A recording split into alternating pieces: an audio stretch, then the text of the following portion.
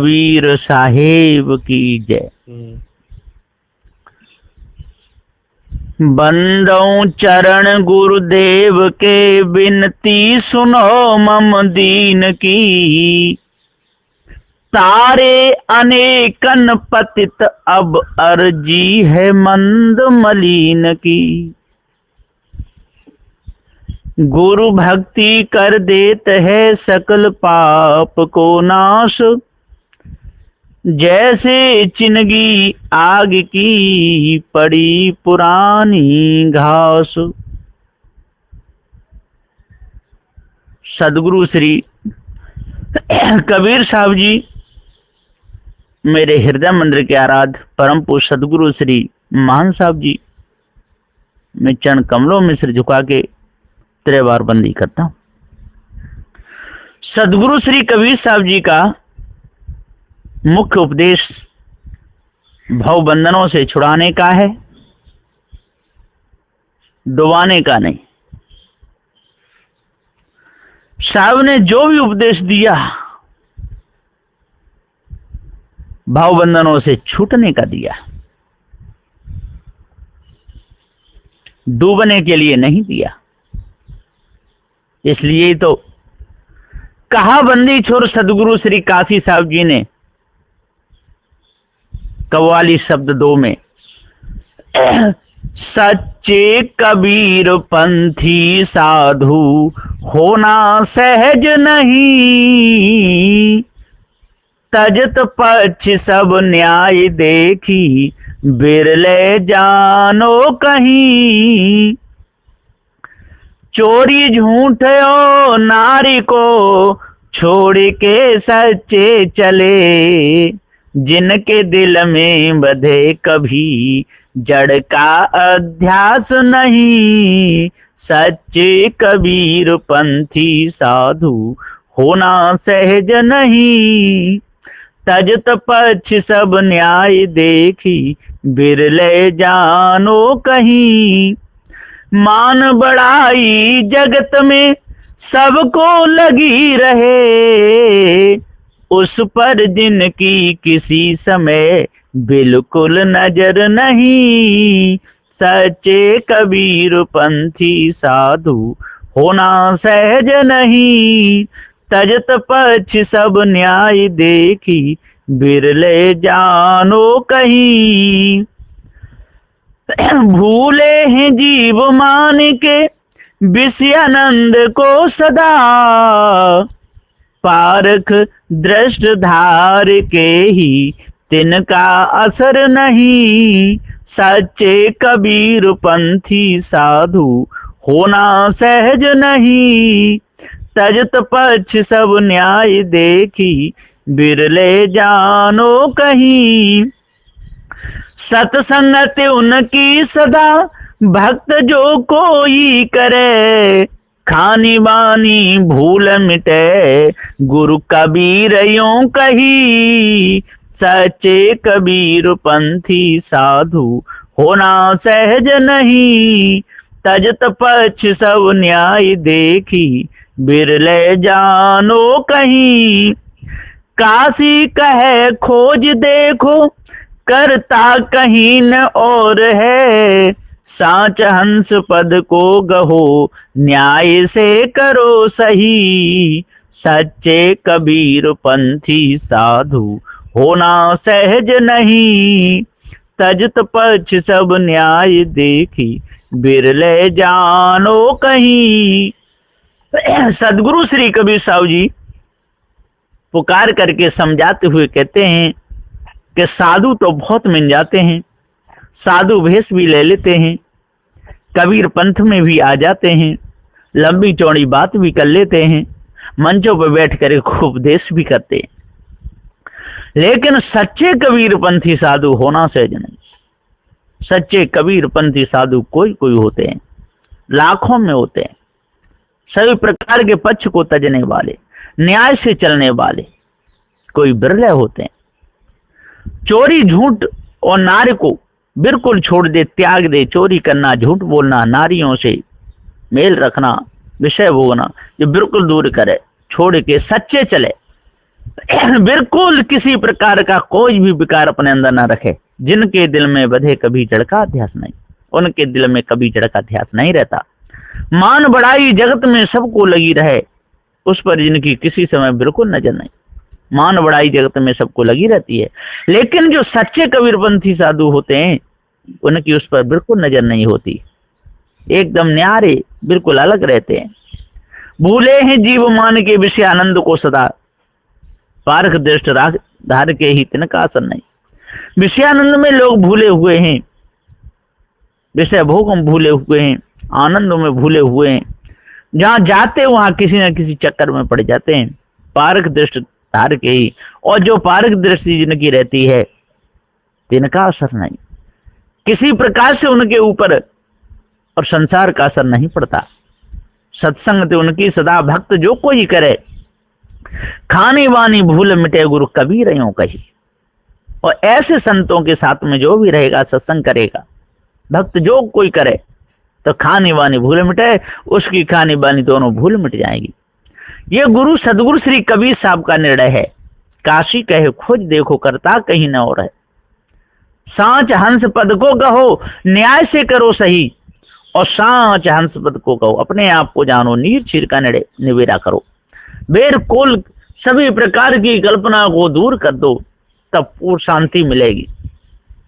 Karman से निर्धन भया निज को जाना ना है,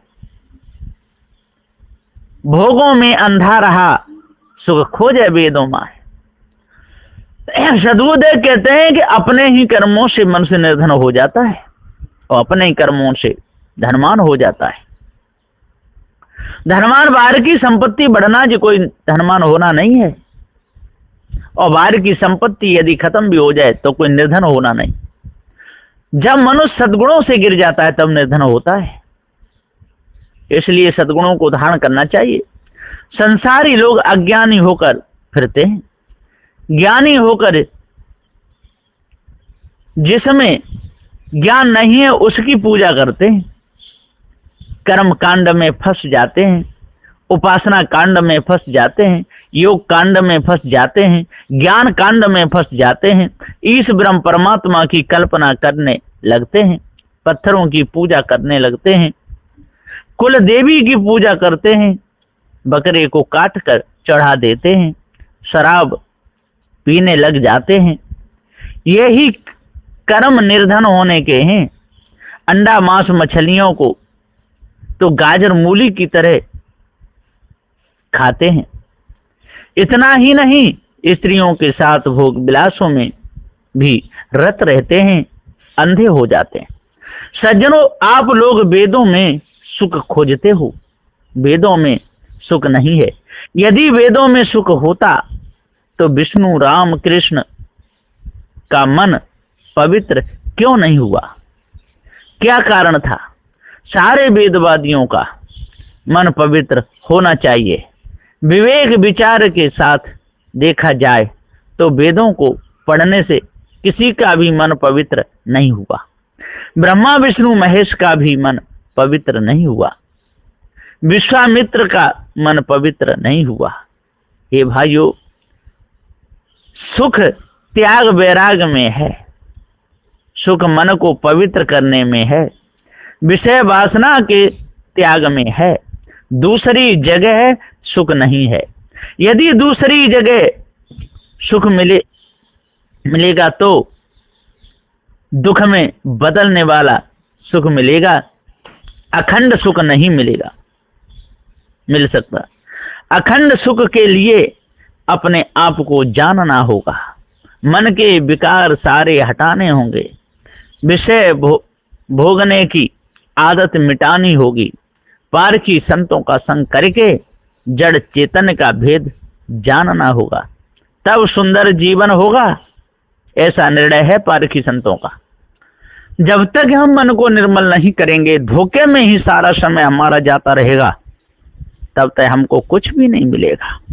बड़े बड़े ज्ञानी, बड़े बड़े ध्यानी बक बक करके चले गए। सूने घर में डोलता जीवन रहा गमाए, हाथ कछू आया नहीं समय का अर्थ जाए। मानेगा तो ठीक है ये निर्मल है जाए, ना माने तो बाबरे दुख घनेरा आए। भारी दुखों का साथ करना पड़ेगा, बचेगा नहीं। मानना या ना मानना, जागना या ना जागना, हे हंसा तेरे ऊपर है।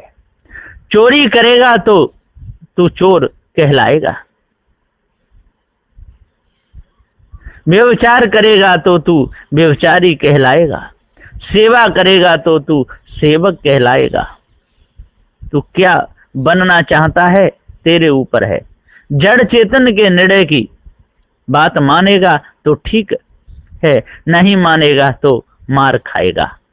यदि पारखी गुरु की बात मानेगा तो ये निर्मल हो जाएगा, ना माना तो भारी दुख उठाना पड़ेगा। दुख के ऊपर दुख आता ही रहेगा। इतना ही नहीं, यह विषय वासना और भ्रम भूल कल्पना का विकार तेरे को भव सागर में ले जाएगा। इसलिए सुंदर जीवन बनाओ और पारखी संत गुरुजनों का संग करो। पारखी संत गुरुजन निर्भिमानी होते हैं, अहंकार से रहित होते हैं, सभी प्रकार की कालमा को समझाने वाले होते हैं। ये मन तो चंचल भया, विषय वासना माए, धोखे में जीवन गया, निर्णय मानत ना है। सदुदेव जी कहते हैं कि कितना बड़ा ये मनुष्य पापी हो गया है, अपने आप को जानता नहीं, पारखी संतों का संग करता नहीं, समझाने से मानता नहीं। आलस्य, प्रमाद, जड़ता, तंद्रा, मूर्ता, मूर्छा, भ्रांति, ये सब पतन का कारण है। चोरी, हिंसा, व्यभिचार, ईर्षा, क्रोध, मान, छल, गाली, निंदा, झूठ, ये सब पतन का कारण है। शब्द, स्पर्श, रूप, रस, गंध, इनमें भूलना, ये सब पतन का कारण है। अपने निज पद को छोड़ करके बाहर भटकना, ये सब पतन का कारण है। सदुदेव जी कहते हैं कि 10 दोष हैं तन मन वचन के, इन पे जो विजय प्राप्त करेगा तो बचेगा, और यदि नहीं कर पाया तो नहीं बचेगा। इसलिए आज अपने आप को जानो, भ्रम को अपने अंदर से बिल्कुल निकालो। जब भ्रम आपके अंदर से निकल जाएगा, दोष विकार सारे आपके अंदर से हट जाएंगे, अपने आप को जान लेगा, पता चल जाएगा कि मैं अजर अमर अखंड नित्य स्वयं स्वरूप हूँ, मेरे ऊपर कोई ईश ब्रह्म परमात्मा नहीं है। उसी समय संसार के चक्कर से बच जाएगा, फिर खानी जाल में अटकेगा नहीं, बाणी जाल में भटकेगा नहीं, और माँ के गर्भ में लटकेगा नहीं। अटकन भटकन लटकन सब मिट जाएगी, और ये अटकाने भटकाने लटकाने वाले सारे के सारे तिरछे होकर के जाएंगे, किसी की पेश आपसे पड़ेगी नहीं, कोई भी आपको अपने जाल में नहीं फंसा पाएगा। इसलिए भाइयों, जल्दी से जल्दी अपने आप को जानो, भ्रम को अपने अंदर से निकालो, और जो आपके मन में कुटिलता बसी हुई है इसको साफ करो। जब तक आपका मन निर्विकारी नहीं होगा, जब तक सारे विकार दूर नहीं होंगे, तब तक आपका मन चंचल बना रहेगा, चंचलता जाएगी नहीं। मन में नाना प्रकार के विकार आते रहेंगे, क्योंकि साधना की नहीं। जहां भी जाओगे तहीं विषय छा जाएगा, अंधकार छा जाएगा, आपके कर्म बिगड़ जाएंगे। चोरी करते समय पकड़े जाओगे, हिंसा करते समय पकड़े जाओगे, विचार करते समय पकड़े जाओगे। जीवन पूरा पशु के समान बीत जाएगा। पशु जिस खेत में जाएगा, किसान देख लेता है, वहीं पर उसकी पीठ पर डंडे पड़ते हैं। इसी प्रकार से बुरी आदत वाला मनुष्य जहां भी जाता है, लोग पकड़ लेते हैं, वहीं पर उसके सिर पे जूते पड़ते हैं, डंडे पड़ते हैं। लेकिन उसकी हिया शर्म सारी मिट जाती है, क्योंकि जो पशु है, पशु तो बेचारा अज्ञानी है, बुद्धि उसकी ठीक नहीं, बुद्धि उसकी प्रकाशित नहीं, इसलिए जिस खेत में जाता है वहीं पर डंडे खाता है। इसी प्रकार से मनुष्य जन्म में आकर के और सब कुछ जान करके बूझ करके फिर भी यदि ये मनुष्य चोरी हिंसा विचार में फंसे, जड़ मानंदी में फंसे, धोखे में फंसे, नामों के पीछे लड़ता झगड़ता रहे, तो समझ लो कि वो पशुओं से भी गया बीता जीवन है। इसलिए अपने आप को जानो और पार की संतों का संग करो, तब पूर्ण शांति मिलेगी, नहीं तो मिथ्या धोखे में जीवन चला जाएगा। बस इन्हीं वचनों के साथ मैं अपनी वाणी को विराम देता हूँ। बोलिए श्री सद्गुरुदेव की जय।